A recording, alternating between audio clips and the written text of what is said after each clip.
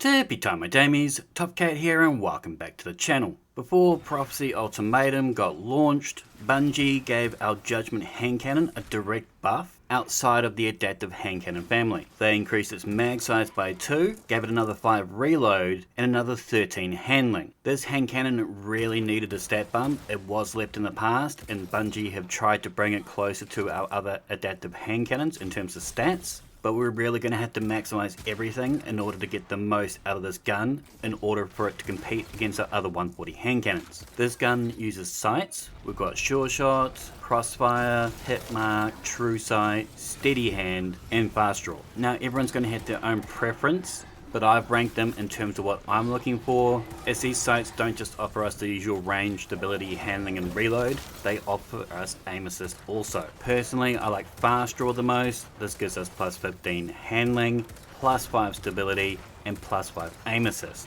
This is a net plus 25. I believe hit mark is the second best with just plus 5 range and plus 5 aim assist, and whilst it's only a net 10, these are two of the most valuable stats. True sight sits in third, as this gives us plus 3 range, plus 3 handling, plus 3 stability, and plus 5 aim assist for a net 14 bonus. Steady hand sits in fourth, plus 10 handling, plus 10 stability, and plus 5 aim assist. Whilst this is a net 25, it doesn't offer us any range, so it sits a little bit lower down. Crossfire gives us plus 7 range, plus 5 aim assist, but it takes away 5 handling and 5 stability. And this is why Sure Shot, which I'm sure a lot of you guys do rate number 1, as it gives plus 10, I've actually got sitting in 6th place, as it takes 20 stats away, 10 from handling and 10 from stability, and we really do want all the stats on this gun in order to make it shine. In order to get a good judgment, you really do want accurized rounds and the range masterwork.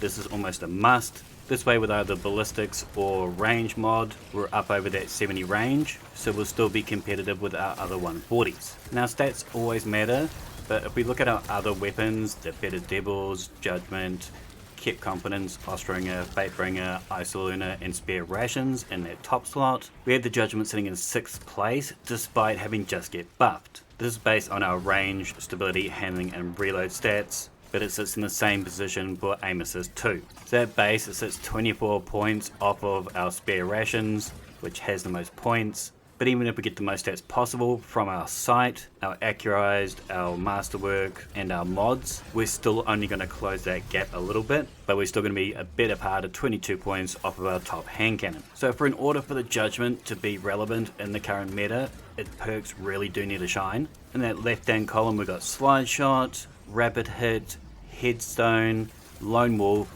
Keep Away, and Demolitionist, with Precision Instrument, Timed Payload, Opening Shot, Rimestealer, Paracausal, and Adrenaline Junkie in the Rite. Now the first combo I wanted to talk about is only available on this weapon. We got Demolitionist in the Rite. Kills with this weapon generate grenade energy, and activating our grenade reloads this from reserves. This is 10% grenade energy if standard and 11% if enhanced. It's going to be great next season, as with that new Armor 3.0 we'll be able to enhance our grenade strength by 65%. So we could see a rise in grenade builds over melee builds. And I'm going to pair this with Rimestealer. We're destroying a stasis crystal, or by defeating a frozen target. With this weapon it's going to grant us frost armor. It gives us 2 stacks at base for a 9% damage resist. This can grow up to 5 stacks, giving us a 22.5% damage resist, but if you're on stasis we can go even further up to 8 for a 36% damage resist. One of the first kits I'm going to be looking at next season is the Frosty Shadow Dive kit. Very strong, very potent, and this hand cannon works a lot, feeding us all that grenade energy so we can throw out that ice, slam down, and shatter everything. Being a stasis weapon, you would think the initial role I should be looking for is Rimestealer in the right with Headstone in the left. With Headstone, when we get that precision final blow, it spawns a stasis crystal at the victim's location. The size of it is based on a couple of things: the tier of the enemy, and if Headstone itself has been enhanced. But personally, when it came to a choice between the Judgment or the Excavate, I found our 120 hand cannon done it a little bit better. It hit harder, so in harder content it made it a little bit easier to get those kills. With the judgment and harder content, I found there was more tapping, less headshotting. So if you do like this combo, I'll perhaps go back to that Scorn Onslaught and palm yourself one of these out, as it is still a really good weapon, it's still enhanceable, and it's still going to be great next season. Now if you were looking for a damage perk, initially I thought Demolitionist, Adrenaline Junkie. But base Adrenaline only has a 4.5 second bonus, it ramps from 6% to 33%, but I don't like that timer. I'd much rather the extended timer of 6 seconds of Paracles of Affinity. If I get a strand or stasis kill from any source, my super, melee, grenade or heavy weapon, or the judgment itself, is going to give me that 20% damage bonus for 6 seconds. And it can be activated whilst this weapon is stowed, so I can just draw it and plow away, and it's already got that damage bonus. Now when it comes to the Crucible, to me there was only one real option in the right hand column, and that's timed payload. Our bullets split in two.